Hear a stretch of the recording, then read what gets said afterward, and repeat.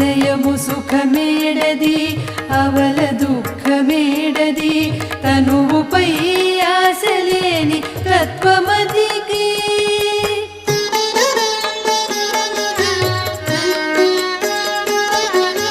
పొనిగితే పాపమేది పుణ్యమేది కర్మమందు పొనిగితే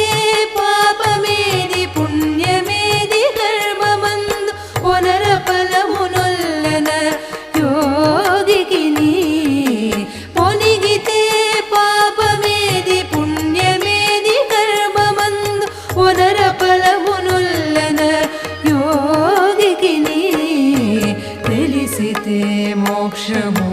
తెలియకున్న బంధము కలవంటిది బతుకు ఘనునికి